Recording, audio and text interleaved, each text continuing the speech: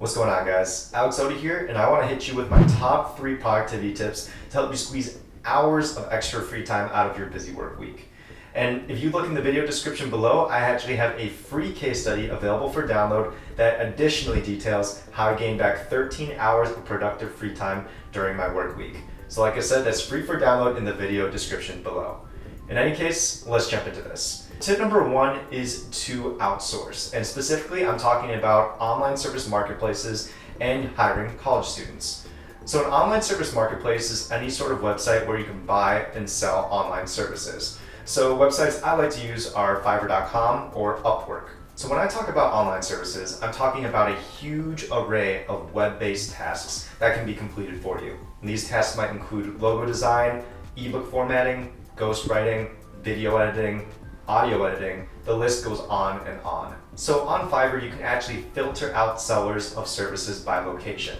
And you'll see that you have some sellers in the US, and you also have some sellers based in East Asian countries, such as Pakistan, Bangladesh, India, etc. So one really cool tip is you can actually hire a seller from the US for one task, and then another seller from an East Asia country in the other. And what we're really going to do is utilize time zone changes. When your US seller is doing work for you, chances are they'll be working the same time you are, from 9 o'clock in the morning till 5 p.m. at night.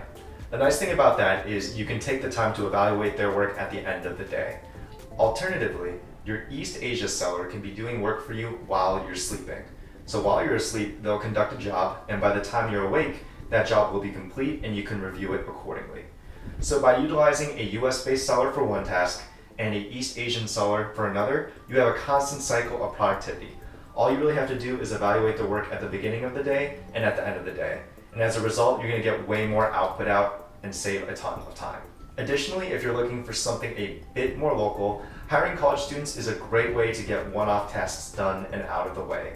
It's very simple. You get somebody to do a task for you, and you can pay them in cash using an online payment service like PayPal, Venmo, or QuickPay, and then you're done. Pretty simple.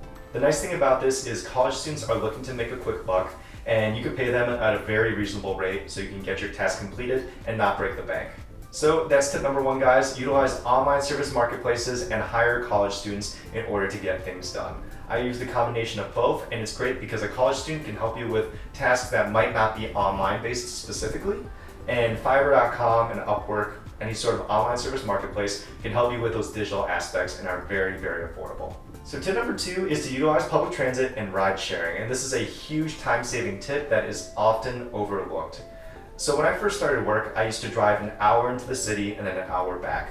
Unfortunately, the entire time I was driving, I can't really do anything else other than potentially take calls, but your attention needs to be on the road. After my first year of work, I switched to taking a train, and specifically I would drive for 10 minutes, walk for 10 minutes, and take the train. That would be my commute to work and from work. So even though my commute was longer, 20 minutes in the front end and 20 minutes at the back end, I had an hour-long period where I would be on my train, I could take out my laptop and actually do productive work. This is great because even though my commute in total is 40 minutes longer, I gained 2 hours of productivity as opposed to the year prior. Another alternative is to utilize ride sharing, and I'm talking specifically apps like Uber, Lyft, and even Via. And as ride sharing becomes more and more popular, more apps are being developed to compete with the existing ride sharing services. This really drives prices down, and they run a ton of promotions, so it actually becomes very affordable to use a ride sharing service. So the one thing you want to keep an eye on is the fact that these apps actually offer commuter passes. So frequently Uber, Lyft, and Via will offer commuter passes for certain regions, and it will be a flat rate that allows you to ride an unlimited amount of times for either 7 days or 30 days in a row. If you take advantage of this can be cheaper than paying for gasoline on a week-to-week basis yourself. So really keep an eye on commuter passes that are sold by Uber, Via, Lyft, and other ride-sharing apps as they become developed.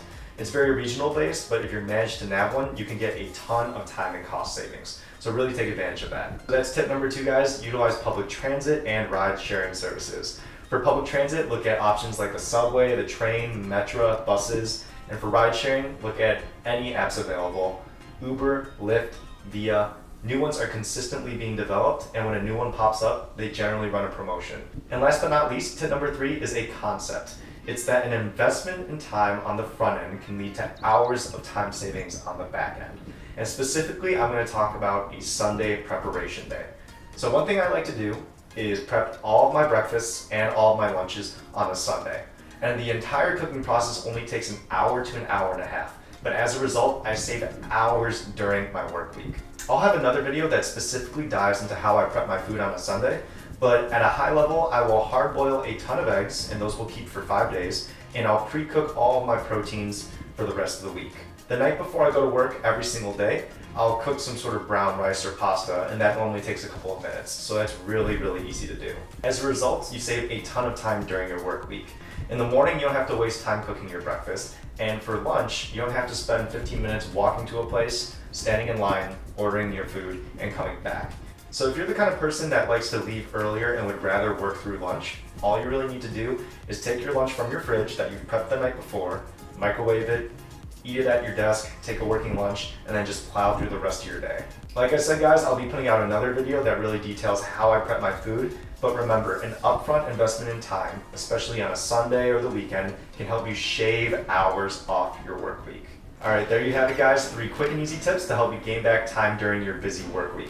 If you liked what you heard, go ahead and click the like button below and click subscribe, because I'll be putting out new videos every week to help you guys bump up the productivity and rev up the efficiency. And you have a tip that you use on a week-to-week basis that I might have missed, go ahead and throw that in the comment section below. I'll be joining in the discussion. But in any case, I'll see you guys next week.